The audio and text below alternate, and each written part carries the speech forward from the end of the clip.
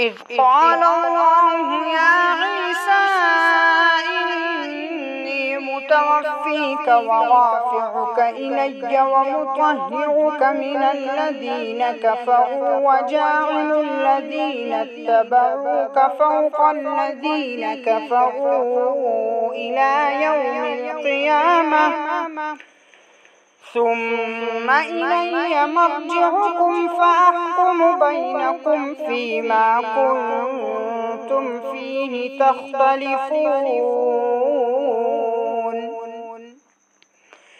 فأما الذين كفروا فأعذبهم عذابا شديدا في الدنيا والآخرة وما لهم من ناصرين.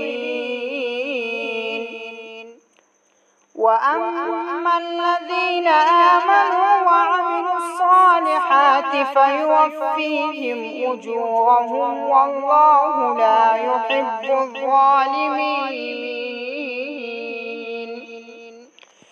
ذلك نتلوه عليك من الآيات والذكر الحكيم.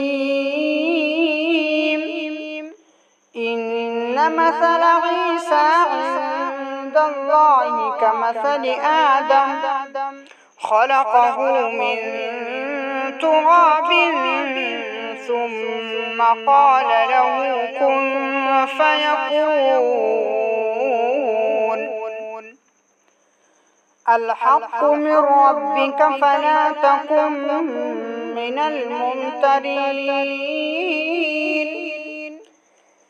فمن حاجك فيه من بعد ما جاءك من العلم فقل تعالوا ندع أبناءنا وأبناءكم ونساءنا ونساءكم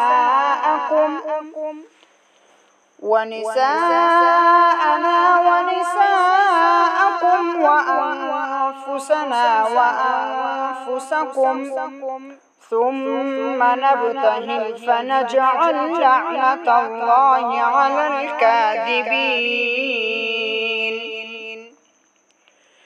إن هذا لهو القصص الحق وما من إله إلا الله